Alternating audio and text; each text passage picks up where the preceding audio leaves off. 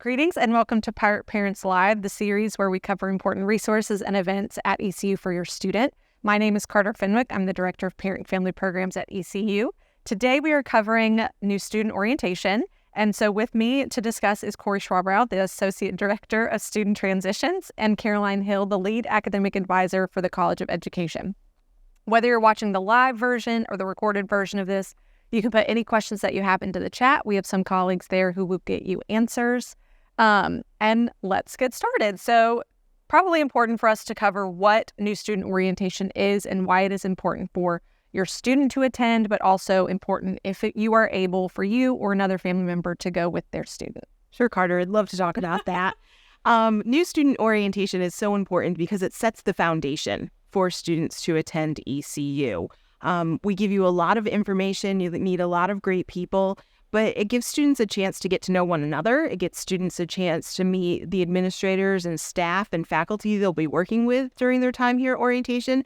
And it also gives parents and support members a chance to meet those same people as well. And really, hopefully, by the time you leave orientation, feel comfortable with the knowledge that you gain from being here during orientation, but also because you'll have people you can connect with and ask questions of if things come up throughout your students' time here at ECU. So orientation is really important because it sets the foundation for your student success here at ECU. And I think it's important for parents and support members to come because we know that when students have questions, they will be the first people that are called. So when a student has a question, they're going to call mom, dad, aunt, grandma, guardian, whoever that might be, and say, I'm having this problem, what do I do? And so if you are able to attend orientation, you will also have that foundational knowledge to be able to be like, yes, I remember them talking about this at orientation, and I know which way to direct you in order to get you some help and get you over that challenge. Awesome. Yes, I love that you refer to it as the foundation. You know, we're starting out at ECU, and so we need to build a good, strong foundation for your student, and also for that support system who is there to support your student while they're at ECU. Love it. So Corey, can you talk a little bit about the schedule? Obviously, it's a big event, so we don't need to go over all the tiny details because we will direct you to the website for that. But can you give just like a general overview of the schedule? Sure. So orientation is a day and a half. It runs either Monday, Tuesday, or Wednesday, Thursday. Students will start check-in at 8 a.m. on day one and then usually finish up around 1 p.m. on day two.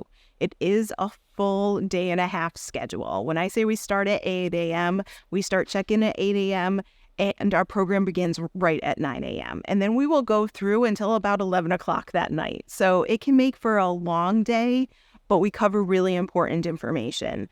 Students and parents will hear from faculty members. They will hear from administrators, the chancellor, the vice chancellor, our student government association president. They will meet upperclassmen that will help them lead them through orientation and answer their questions. Parents will get a chance to talk to administrators and staff and hear about important topics like disability support services, the cashier's office, parent and family services, student health services. So there's just a whole bunch of things we talk about during orientation that are so important, like I said, for that foundation. Our hope is that when parents and family members and students come for orientation, they don't leave with any questions. So we try to cover the gamut of topics. And because we only have a day and a half, sometimes those topics will be at the same time as other topics you might be interested in. The good news is that we put up presentations at the end of orientation on our website, orientation.ecu.edu. So people can go back and say, hey, I wasn't able to make the student health services presentation, so let me go back and watch it online. And every presentation will have contact information of people that you can call, numbers you can call, emails you can write to, so you can ask your questions if they weren't answered.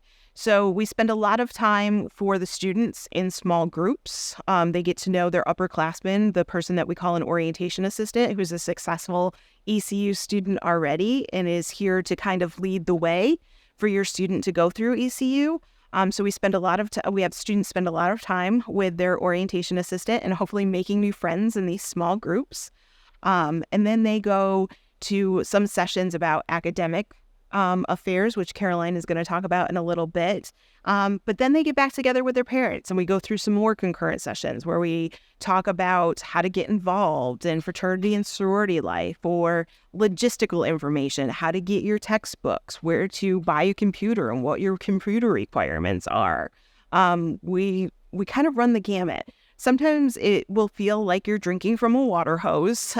We do like to preface that up front, but the good news is that there are so many people here at ECU who will answer your questions, not just during orientation, but once orientation is over as well. So yes, we cover a lot of topics, but we also make sure that you have contact information if you have questions. The evening of day one is kind of relaxing and fun. We kind of finish up our concurrent sessions around 6 o'clock, and then we move into dinner and our involvement fair. The students will meet with your orientation assistants again. And then we kind of end the evening with our hypnotist, Michael C. Anthony. He's a lot of fun. He's been a part of ECU orientation for over 10 years now. And he's fantastic. Families and support members are invited to that show as well. And then students will get to hang out in the student center after the hypnotist is over and kind of just have some fun, little time to hang out and wrap things up. Then things close down around 11 o'clock and we get started bright and early the next morning. Starbucks will open early, bright and early. So Starbucks in the Student Center will be open on the morning of day 2, but our first sessions on day 2 start at 8 a.m., which is very early. But again, we have to find a way to get all this information in, so we have to start early. And that will be with campus police, with academic services, so the library, University Writing Center, the Pirate Academic Success Center, parking and transportation. So we have important sessions that morning, followed by housing. So if your student is living on campus, that is one session you will not want to miss at 8:30 in the morning in the ballrooms. Then we follow up with sending your students back out into their small groups to get their last minute questions answered and hopefully get some contact information for some new friends that they have made and their orientation assistant. Parents, you'll get a chance to ask questions of our administrators. It's my favorite session at orientation, which is the parent panel, where parents can ask pretty much anything that's left on their mind of our administrators. And then everybody meets back up for academic advising information. Again, Caroline's going to talk about that in a little bit.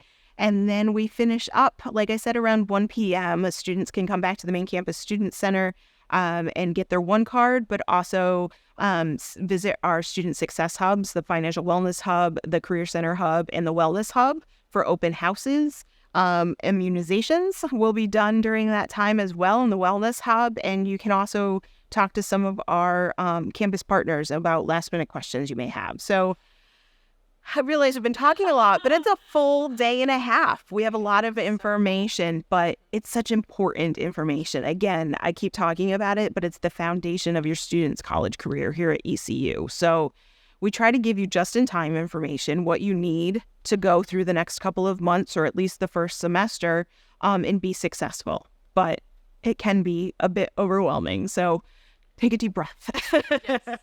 And so you covered a lot. That is a very jam-packed schedule. Can folks take a look at that schedule prior to coming? Yes, it is available on our website, orientation.ecu.edu. And if you click on freshman orientation on the menu on the left-hand side, it'll say orientation schedule, and it will break everything I've talked down into even deeper detail. And we will, of course, have schedules available once you arrive on campus as well.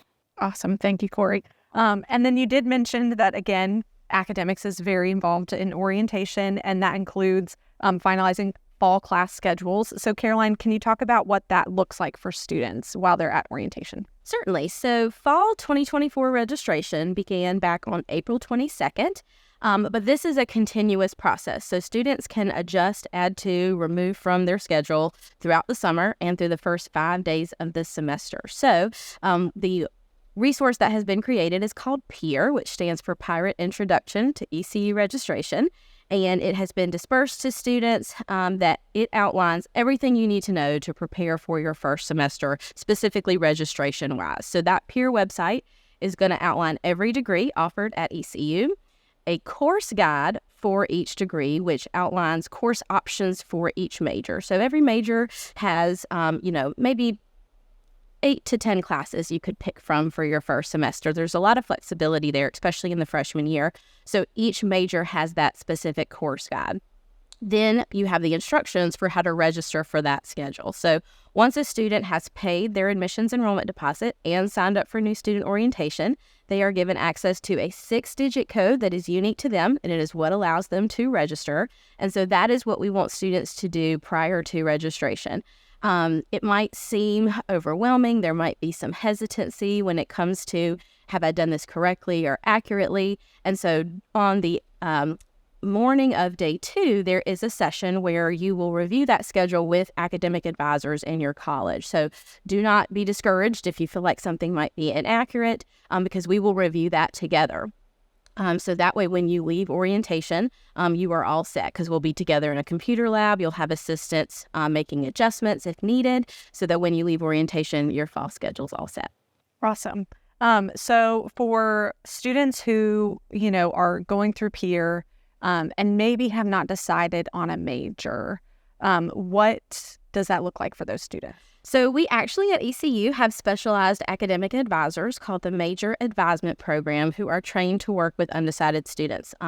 Many years ago when I came to ECU, I was also an undecided student, and thankfully ECU has a lot of resources available for that particular student population.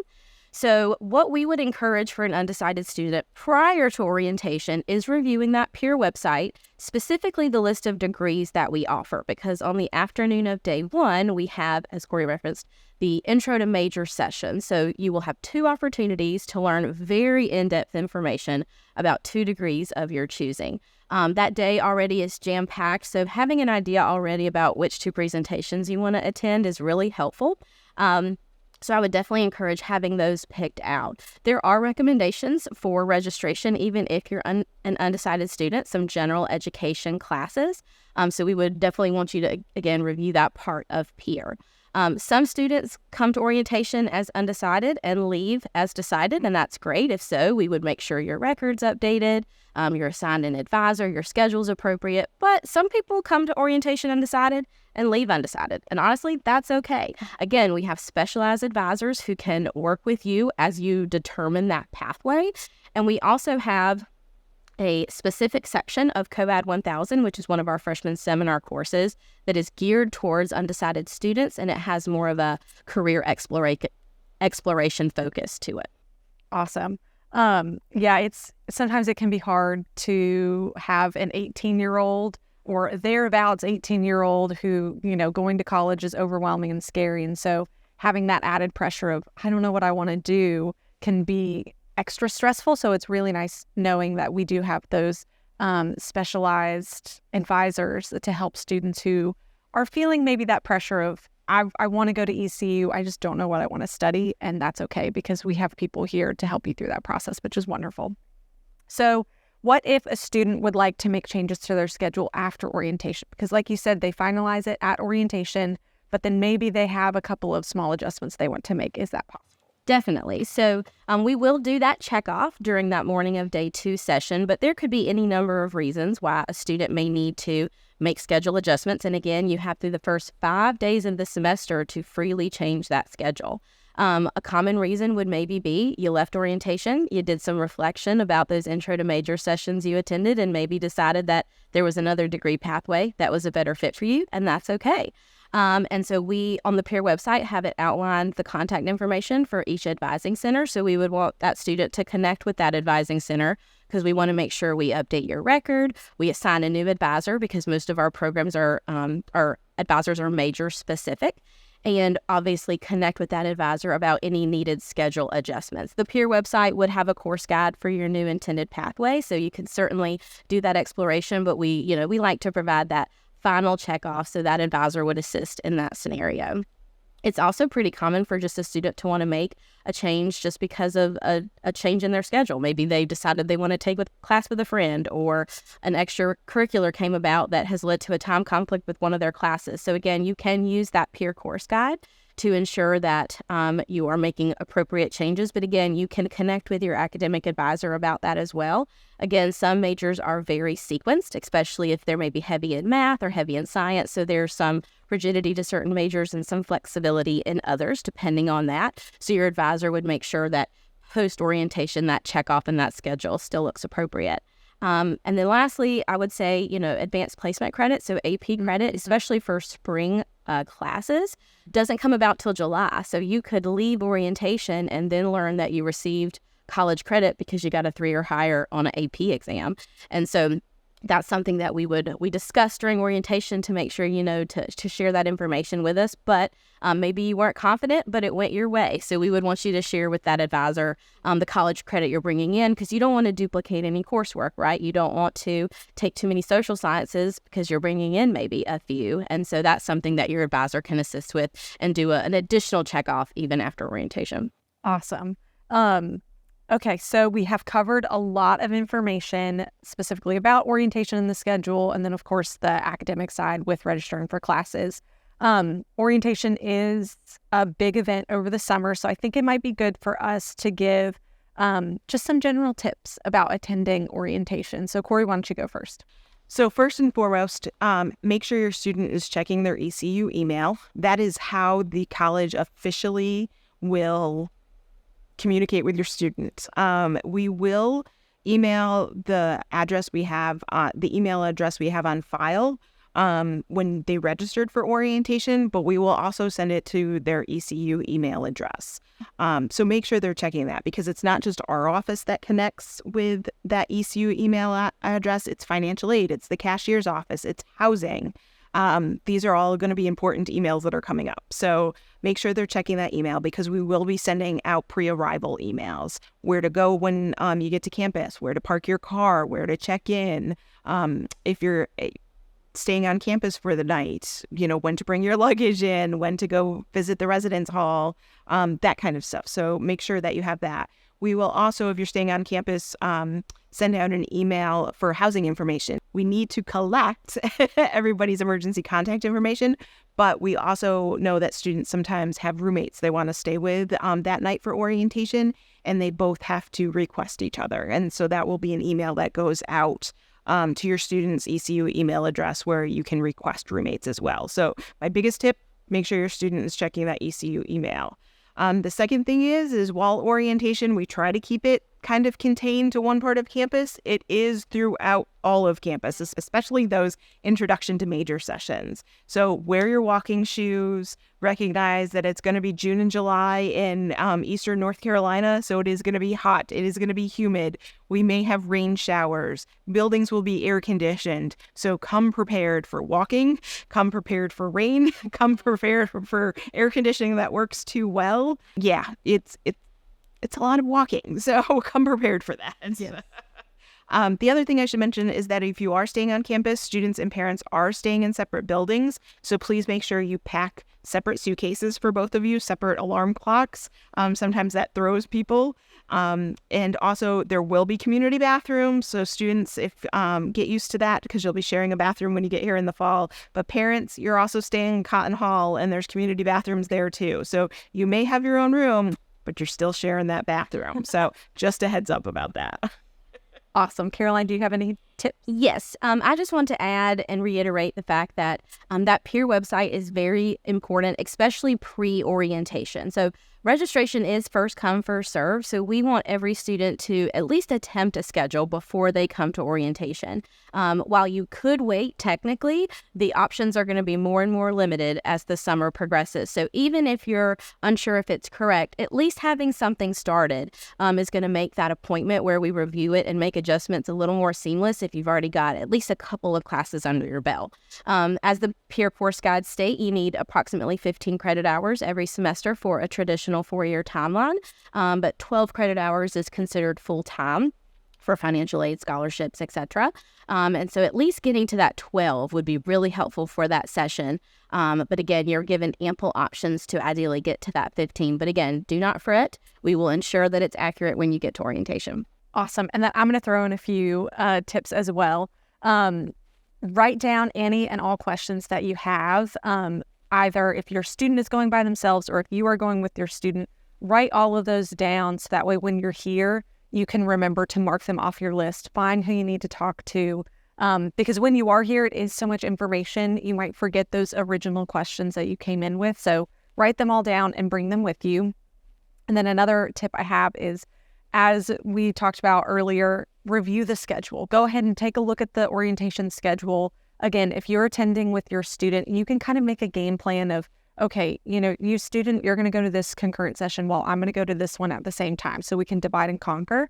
And then if you're not going with your student and your student is going alone, you can encourage them to attend maybe 1 or 2 sessions that you're like, I really want some information from this session. Please attend and take notes and let me know what they say. So definitely review the schedule and then write down any and all of your questions ahead of time so that way you don't miss them. And even if you do, just call back and we'll get you the answers as well. Okay, so we have covered a lot of information and we are going to wrap up this discussion today. So we're almost done.